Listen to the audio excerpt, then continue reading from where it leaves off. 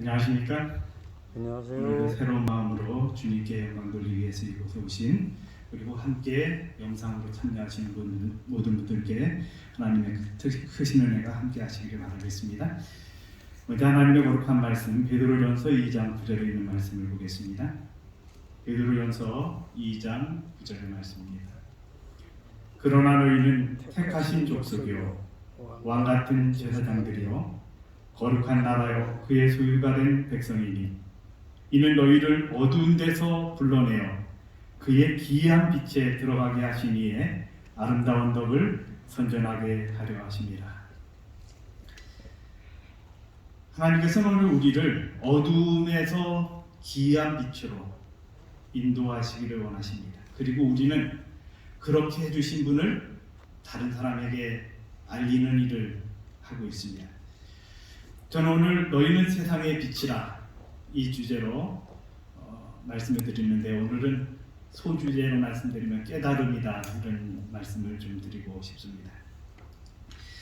두더지가요 어디에 살고 있죠? 땅 속에 살고 있습니다. 근데 그 땅 속에 살고 있는 두더지가 빛을 안 볼 것 같은데요, 전혀 빛이 들어올 수 없는 곳에다가 두더지를 두었더니 3일 만에 죽었다고 합니다. 반면에 아주 작은 빗줄기가 들어오는, 그것도 큰 빗줄기도 아니고요, 아주 작은 빗줄기가 들어오는 방에 두더지를 두었더니 이 두더지는 30일을 살았습니다. 빛하고 관련이 없는 것처럼 여겨지는 두더지도 빛이 없으면 빨리 생을 마감합니다. 이 세상에 존재하는 모든 생명체는 다 빛과 관련이 있습니다. 빛이 없으면 생명이 탄생할 수가 없습니다. 이 빛의 특징은 어두움을 몰아냅니다. 빛이 이렇게 태양이 떠오르기 시작하면 서서히 밝아지기 시작하는 것처럼 빛은 어두움을 몰아냅니다. 그래서 빛과 어두움은 공존할 수가 없습니다. 그래서 사람들은 부정적인 것과 긍정적인 것, 또 선과 악을 비교할 때 이 빛과 어두움을 비교하기도 합니다. 빛은 밝음입니다. 영적으로 말하면 깨달음이다, 이렇게 표현할 수가 있겠습니다. 오늘 우리가 말씀을 새롭게 깨닫기 시작할 때 빛을 받았다, 새 빛이 이르러 왔다, 진리를 깨닫기 시작한다, 그렇게 표현하기도 합니다. 오늘 우리가 말씀을 이렇게 접할 때 그 말씀이 내 생활에 영향을 끼치기 시작하는 것은 빛에 의한 것입니다. 내가 30년, 40년을 생활했는데 똑같은 품성으로 생활한다면 빛이 제대로 역할을 못한다, 그렇게 볼 수가 있겠습니다. 너희는 세상의 빛이라고 말씀해 주셨는데 그 빛의 역할을 우리는 어떻게 감당하고 있는가 하는 사실들을 좀 생각해 볼 필요가 있는데요, 하나님을 정말 사랑한 여인 엘렌 G. 화이트는 그의 글에서, 저서에서 이렇게 표현하고 있습니다. 그리스도인이 된다는 것이 무엇을 의미하는지 깊은 깨달음이 있는 자는 누구든지 자기 자신을 약하게 하고 더럽히는 모든 것에서 스스로 순결케 할 것이다. 그리스도인이 된다는 것이 무엇을 의미하는지를 깨달은 사람, 그 사람은 자신의 삶의 변화가 시작됨을 경험할 것이라는 얘기입니다. 교회에게 보내는 법률이라는 저서에서 정말 하나님을 사랑한 여인은 이렇게 표현을 했습니다. 육체적인 건강도 그리스도 안에 있는 자기의 안전함을 깨달음으로써 향상한다. 그러니까 우리가 우리 자신 안에 예수님이 계시기 때문에 나는 안전하다라는 사실을 깨닫기 시작할 때, 그때 우리 건강이 회복되기 시작한다는 것입니다. 우리가 이제 깨달음이라고 하는 어떤 주제, 빛을 받았다고 하는 것에 더 한번 생각해 볼 수 있는 게 있는데요, 안식일입니다. 안식일은 창조의 기념일입니다. 그리고 이 안식일은 어떤 장소에 국한된 것이 아니라 시간 속에 공존합니다. 장소가 아니라 시간이라는 것입니다. 그래서 우리가 어떤 있는 장소, 있는 장소에서 그 시간이 가까우면 우리는 안식일을 지킵니다. 그래서 우리가 세계에 있는 모든 사람들이 똑같은 시간에 똑같은 안식일을 맞는 것이 아니라 미국에 있는 사람은 좀 다른 시간에, 이곳에 있는 사람은 또 다른 시간에 안식일을 맞습니다. 그런데 그 안식일은 그렇게 만나는 시간을 통해서 만나는 것인데, 그 시간에 하나님이 나와 만나자 이렇게 해주시는 것을 우리는 경험할 수가 있습니다. 그래서 그 안식일을 통해서 주님과 올바른 교제를 갖도록 하는 것이 참된 안식일의 그 의미인데요. 그 깨달음을 경험하는 것이 빛을 받았다, 이렇게 표현할 수가 있겠습니다. 또 침례는 어떤 그 물에 잠기다, 그런 의미를 가지고 있습니다. 근데 이제 우리가 어떤 침례를 약식으로 할 수도 있습니다. 예를 들면 그 천을 물에 적셔서 정말 물에 들어갈 수 없는 분에게 그 천을 이렇게 덮어서, 그래서 상징적으로 침례를 약식으로 진행하는 경우도 있습니다.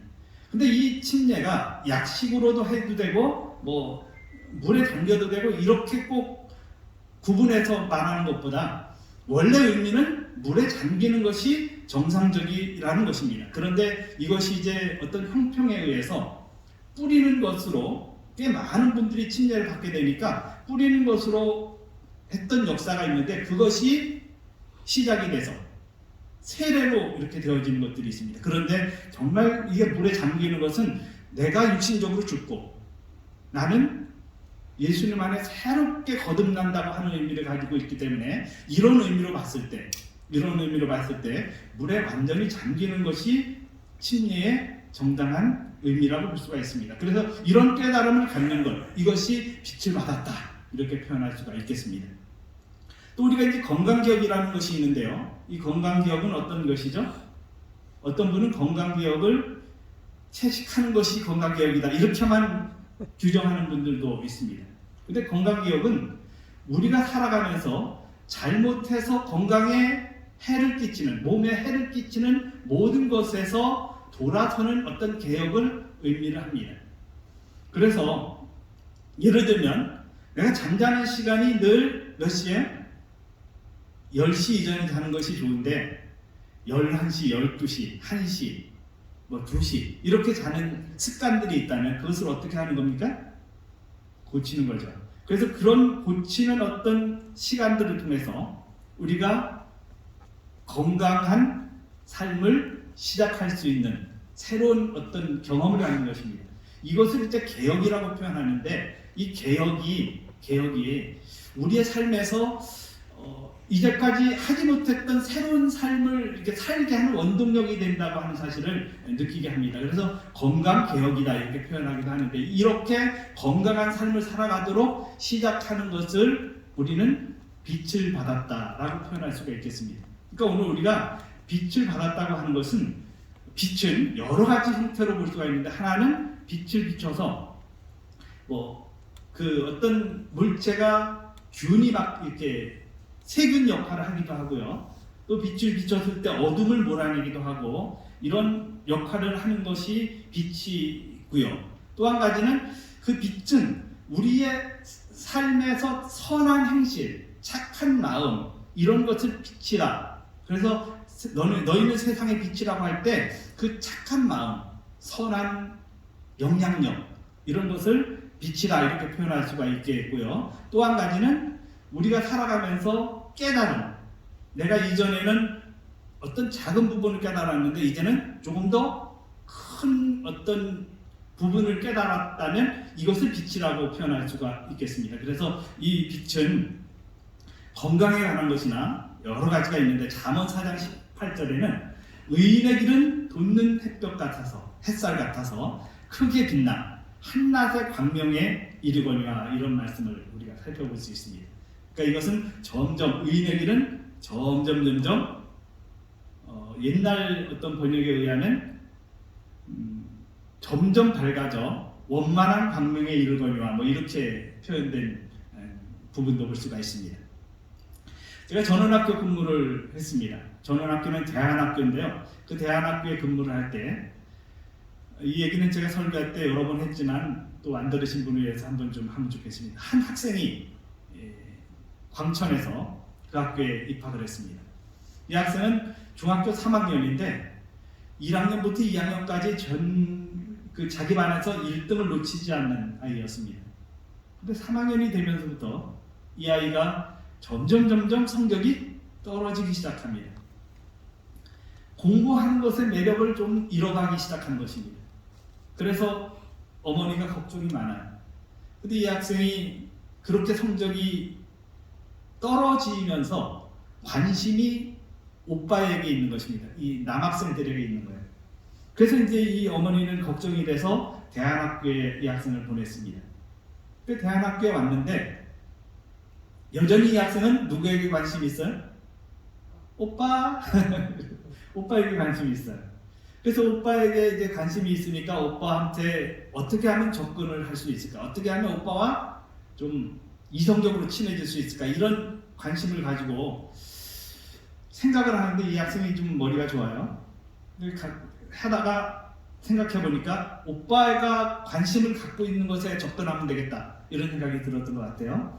그래서 오빠가 뭐에 관심이 많은가 봤더니 성경을 외우는 것을 좋아하는 거예요. 그래서 오빠, 나랑 성경 외우기 내기하자. 그렇게 이제 제안을 했습니다. 그랬더니 오빠는 뭐예요? 좋죠. 왜냐하면 성경을 같이 외우니까 어떤 승부욕이 있어서는 어쨌든 성경을 외우는 것은 좋은 것이니까 그래 그렇게 하자. 그래서 성경을 외우기 시작했습니다. 이 오빠 성경 외우자 이렇게 말하는 오빠는 인물이 잘생겼어요. 아주 좀 조광미나 뭐 그렇게 표현할 수가 있는데 그런 오빠에게 접근하고 싶어서 성경을 외우기 시작했습니다. 처음에는 이제 성경을 외우는데 하루에도 10몇 개씩 막 외우기 시작하는 거예요. 그러니까 오빠보다 속도가 더 빨라요. 야, 내가 이겼다! 그럼 너 잘하는구나 칭찬해주고 그렇게 하는데 어느 정도 시간이 지나면서 한 달 정도 시간이 지났는데 이 여학생이 이제는 오빠하고 내기하는 것이 좀 마음이 달라졌어요. 왜냐하면 이 학생이 성경을 외우다 보니까 성경 속에 있는 진리가 그 학생의 마음속을 강하게 역사하기 시작한 거예요. 그래서 처음에는 아주 희미한 빛처럼 이렇게 시작이 되었는데 점점 밝아져서 한낮의 광명처럼 밝아지기 시작하는 말씀의 맛을 보기 시작한 것입니다.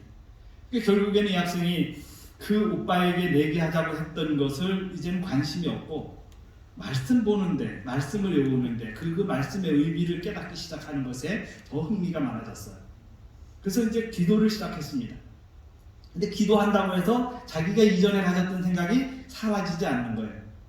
그래서 어느 날 제가 이렇게 봤더니 이 학생의 이쪽 손이 흉터가 있는 거예요.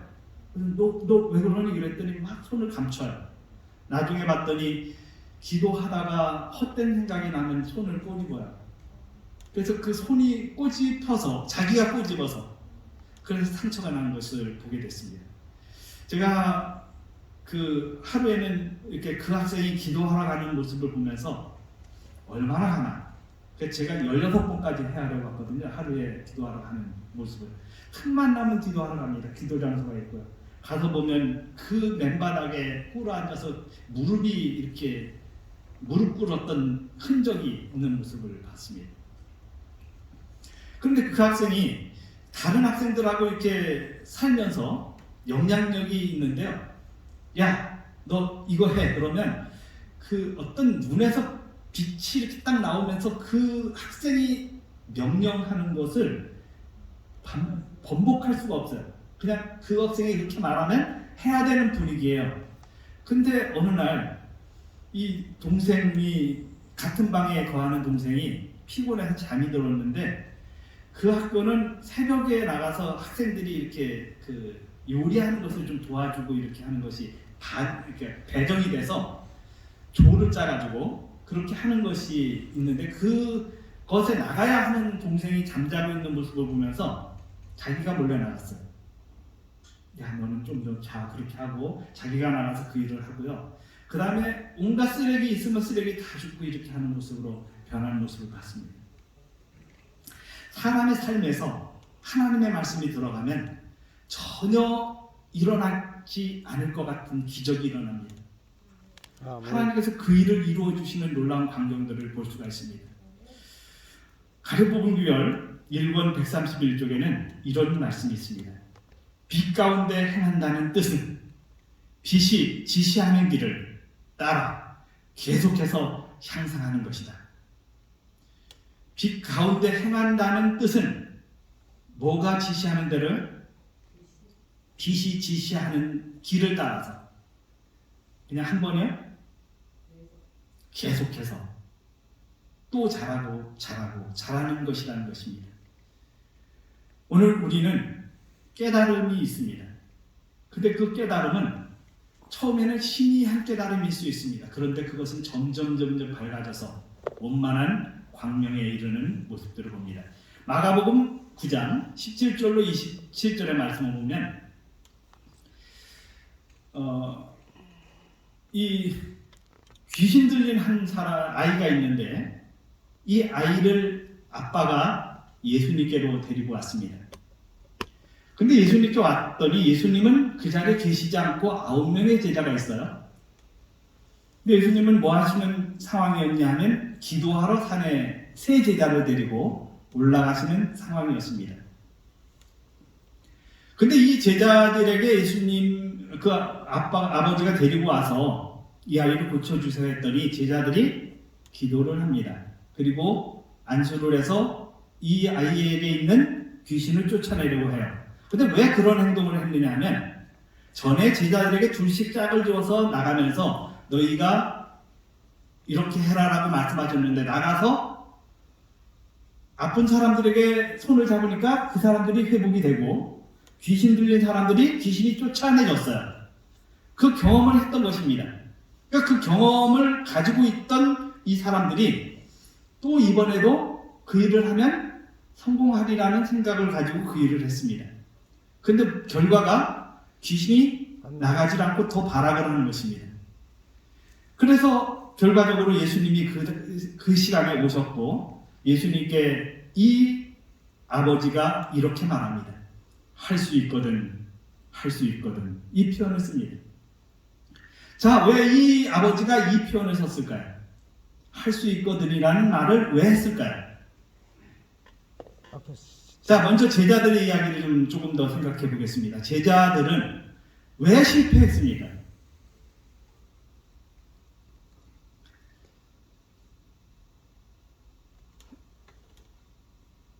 시대의 소망에 보면 제자들이 실패한 이유는 9제자의 마음속에 시기심이 있었다는 것입니다. 3제자만 데리고 어디로 가셔요? 겟세마네로 올라가셔요. 그러니까 나를 거기 포함시키지 않은 것에 대한 불쾌감이 있어요. 그러니까 이런 마음을 가지고 있으니까 결국 귀신을 쫓아내는 일에 성공을 못합니다. 무엇 때문에 실패했습니까? 그들의 믿음의 부족 때문이었습니다. 자, 다시 전으로 좀 돌아가 보면요. 이 사람이 예수님께 할 수 있거든 이렇게 묻습니다. 할 수 있거든 이렇게 말합니다. 왜 이런 말을 했습니까? 제자들의 실패 때문이었습니다. 제자들이 귀신을 쫓아내는 그 행동을 했는데 귀신이 더 발악을 하니까 결과적으로 이 아버지는 예수님께 할 수 있거든 이렇게 말하는 것입니다. 뭐에 의해서? 경험에 의해서. 다시 말하면 제자들은 경험에 의해서 귀신을 쫓아내려고 했습니다. 근데 그 경험으로 그 일이 이루어지는 것이 아니라 믿음으로 이루어져야 한다는 사실을 놓쳤다는 것입니다. 근데 결과적으로 예수님께 왔을 때 이 아버지가 할 수 있거든이라는 말을 했다는 것도 또 경험에 의한 것이었어요. 제자들이 그 일을 못했기 때문이었습니다. 예수님이 이때 이 말씀하십니다. 무슨 말이냐? 믿는 자에게는 능히 하지 못할 일이 없느니라. 우리의 삶에서 때로는 우리가 기도하고 생활하는데 무슨 기도를 합니까? 하나님 하실 수 있거든. 이런 기도 할 때가 있다는 것입니다. 무슨 거예요? 반신반의예요. 우리가 어쩌면 오늘 이곳에 와서 정말 질병을 치료하려고 하는데요. 어쩌면 우리가 이 사람의 모습처럼, 아버지의 모습처럼 할 수 있으면 도와주십시오. 이런 마음으로 있지 않는지 생각해 볼 필요가 있습니다. 오늘 우리가 하나님께로 향한 어떤 선택을 하고 그 빛에 따라서 움직이고 생활을 하는데 그 빛에 의해서 움직이는 나의 생활이 할 수 있거든 반신반의의 믿음으로 생활하고 있지 않는지 뒤를 돌아봐야 합니다. 오늘 우리는 믿는 자에게는 능치 못할 일이 없다고 하시는 예수님의 음성에 귀를 기울여야 합니다. 초점을 맞춰야 합니다. 어떤 일이든지 경험이 있으면 유리한 것이 맞습니다. 그런데 하나님의 말씀에 대한 순종이나 믿음을 행사함에 있어서는 경험이 오히려 해가 되는 경우들이 있다는 것입니다. 이 사건도 실패한 것이 경험에 의한 경험으로 그 일을 하고자 했을 때 실패했다는 것입니다. 우리는 경험에 의한 것이 아니라 믿음에 의해서 하나님의 일을 해야 합니다. 오늘 우리가 경험했던 옛날 어떤 경험에 의해서 그 일을 이루고자 하면 실패할 때가 있다는 사실을 기억해야 합니다. 제가 청년 시절에 한 곳에 개척을 들어갔습니다. 그곳은 전혀 교회가 없었습니다. 무교면이라고 말합니다. 그래서 교회가 없는 곳에 갔는데요. 이곳에 갔더니 저희 집을 교회집이라고 불렀습니다. 그 교회집으로 불러서 저희가 교회집으로 불리고 있는데 괜히 저희가 교회 다닌다는 사실 자체만으로 우리를 미워하는 것입니다. 그리고 가면 눈도 마주치지 않아요. 모든 사람이 그런 것은 아니지만 그런 분들이 꼭 있습니다. 그런데 저희가 2년을 살면서 그분들에게 정말 최선을 다해서 그리스도인의 사랑을 보여주고자 노력했어요. 왜냐하면 우리는 무교면에 갔으니까요. 그리고 선교를 위해서 갔으니까요. 그래서 그렇게 했더니 2년이 지났더니 사람들이 완전히 달라지는 모습을 봤습니다. 사람들은 생각이 변합니다. 뭐에 의해서? 우리가 하는 행동에 따라서. 근데 그런 경험들이 때로는 굉장히 많은 것들을 얻게 하는 경험들이 있습니다. 근데 저희가 그곳에 있을 때 전도회를 했는데요. 학생 전도회를 2번 하고 그 다음에 성경학교도 2번을 하는데 돈이 없어요. 저희가 있는 그 교회의 자금이 7,500원이에요. 그때 40년 전에 7,500원만 달랑이 있습니다. 거의 40년 전이네요. 근데 돈이 없는데 어떻게 할까 그랬더니 이 성경학교를 지원하려고 온 친구가 제 친구가 있는데 그 친구가 야 하나님의 사업은 돈으로 하는 게 아니야 이렇게 말을 하는 거예요. 그래 그럼 하자. 그래가지고 그 일을 시작했는데 성경학교를 이제 그 친구와 함께 끝냈어요. 학생전도회를 끝내고. 어떻게 끝냈어요? 동중항합회 도움도 받고요. 그때 오은주 선생님이란 분이 이제 어린이 부장을 하실 때인데 도와주셨어요. 근데 영동교회가 있는데 영동교회에서 또 전도회와 학생전도회와 성경학교를 하러 오겠다는 것입니다. 거기는 교인도 상당히 많습니다. 아무튼 그렇게 해서 왔는데요. 그분들이 오겠다고 하고 약속한 그 시간 이후에 저희는 기도를 할 수밖에 없어요. 아무것도 없으니까. 기도를 하는데 어느 날 전화가 왔습니다. 한 번도 알지 못하는, 통화한 적도 없는 한 분이 전화를 했어요. 그리고는 이렇게 말합니다. 제가 브라질에 살고 있는데요. 제가 수아리가 고향입니다. 저희가 개척했던 곳이 수아리거든요. 수아리 교회가 생겼다는 것이 제게는 너무너무 행복합니다. 제가 한국에 나가는데 방문하기를 원합니다. 이렇게 전화가 왔습니다. 그리고 그분이 오셨어요. 그리고 저희를 만나자는 것입니다. 그런데 저희에게 교통수단은 경운기밖에 없었어요. 경운기를 끌고 그분이 계신 6km가 되는 데를 찾아갔습니다. 그랬더니 그분이 저희에게 이야기하고 반가워하고 끌어안고 그 사촌이 있는 곳에 왔는데 사촌보다 저희를 더 반가워하고 그렇게 하시는 모습을 봤습니다. 그리고 올 때 봉투 하나를 주시는 것입니다. 거기에 뭐가 들어있을까요? 그 물건이 들어있는 것입니다. 그래서 저희가 이제 경기를 몰고 오는데 저는 그 안에 금액이 궁금한 거예요. 어머니 얼마나 들어있을까요? 나중에 봤더니 5만 원이 들어있었습니다. 우와. 성경학교를 다 끝내고 전도회를 다 끝내고 저희가 모든 금액들을 정리를 했을 때 97,000원이 남았습니다. 우와. 다 사용하고 남은 돈이 97,000원이에요. 그 당시에 97,000원은 상당히 큰 돈이었습니다. 저희가 그런 경험을 하면서 우리의 생활에서 뭔가를 시작하면 하나님은 그 일을 이루어주시는 모습들을 확인할 수가 있었습니다.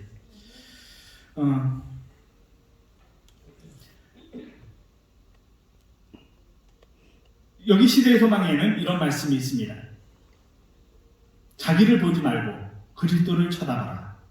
사람들 가운데 거원이 쉬면서 병든 자를 고치시고 사기를 내쫓으신 그리스도께서는 오늘날에도 역시 능력 있으신 구속주이시다. 믿음은 하나님의 말씀에서 온다. 그의 약속을 굳게 붙잡아라. 그대가 이렇게 하는 동안 결코 멸망할 수 없다. 결코 그럴 수 없다. 오늘 우리의 삶에서 약속을 붙잡는 것은 굉장히 중요한 것입니다.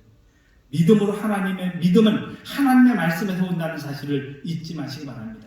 그리고 그 말씀을 바라보고 그 말씀대로 순종하는 것은 빛을 따라서 생활하는 것입니다.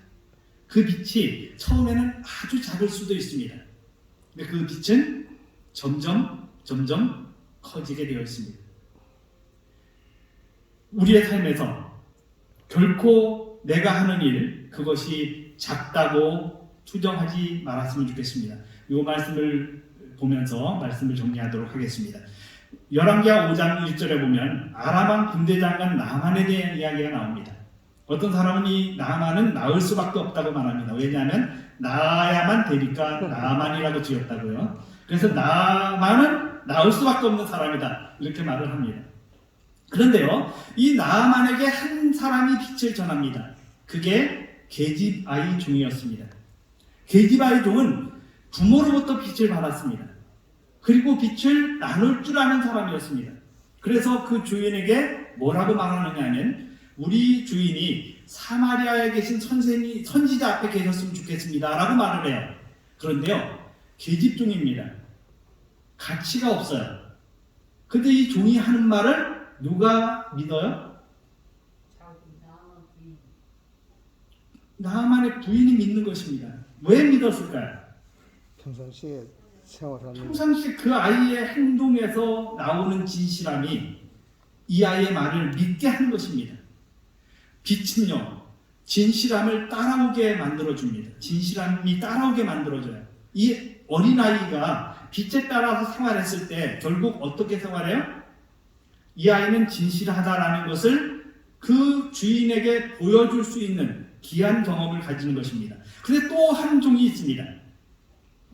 그 종은 어떤 순간에 등장하는 사람이냐 하면, 나아만이 자기 생각에 의해서 요단강에 시스라는 말에 대해서 화를 발합니다.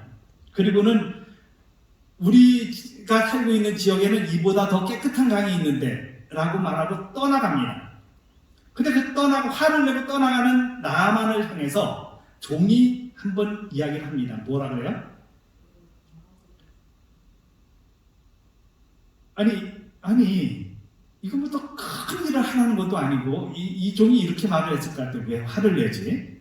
많은 재산 달라는 것도 아니고 또 힘든 일을 하라는 것도 아닌데 그저 몸을 7번 요단강에 담그라고 거기에 잠그라고 하는 얘기만 했을 뿐인데 왜 그렇게 화를 내지? 그러면서 주인에게 이렇게 어떤 역할을 해요? 빛을 전하는 역할을 합니다. 빛이 더 밝아지는 역할을 종은 합니다. 그리고는 주인을 아주 단순한 쉬운 이론으로 설득을 시켜요. 물에다가 몸을 담그라는데 뭘 그렇게 어렵게 생각하세요? 그냥 담그세요. 그렇게 말을 하는 것입니다. 그래서 그 단순한 그 종의 말을 듣고 복잡한 생각보다 단순하게 그걸 받아들이고 몸을 7번 담굽니다. 그리고는 14절에 이런 말씀이 있습니다.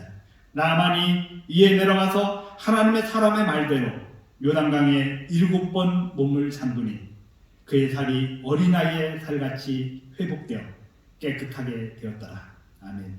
아멘. 깨끗하게 되었다는 것입니다.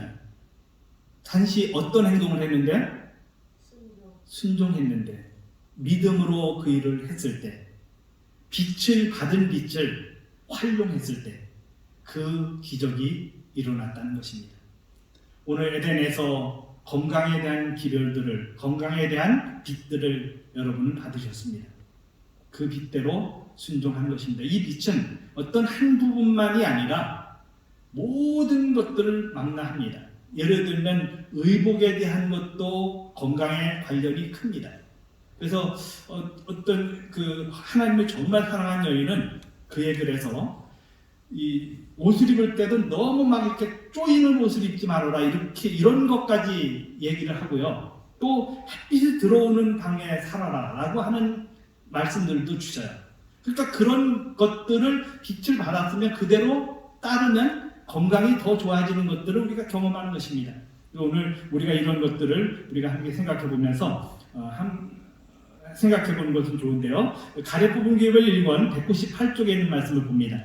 받은 빛을 주의 깊게 생각하는 사람들은 그리스도의 품성의 미덕을 저희 일상생활 가운데서 나타내 보일 것입니다. 받은 빛을 주의 깊게 생각하는 사람들, 그 사람들의 생활에는 그리스도의 품성이 생활 속에서 나타난다는 것입니다. 오늘 그러한 경험을 통해 우리의 삶이 보다 더 빛대로 생활하는 큰 축복을 경험하게 되고, 그것이 작은 빛에서부터 시작해서 원만한 강명에 이르는 귀한 축복을 우리 모두가 누리게 되시기를 간절히 바라겠습니다. 기도하겠습니다. 살아계신 저희들의 아버지, 오늘 우리에게 빛을 주셔서 감사합니다. 빛대로 순종하는 삶이 되도록 도와주시고, 그 경험이 작은 시작으로부터 점점 커져서 원만한 광명한 빛까지 이르는 한낮의 대낮처럼 그렇게 빛이 커지는 그 경험을 우리 모두가 할 수 있도록 인도해 주시옵소서. 승리케 하시는 예수님 귀하신 이름으로 간절히 기도드립니다. 아멘.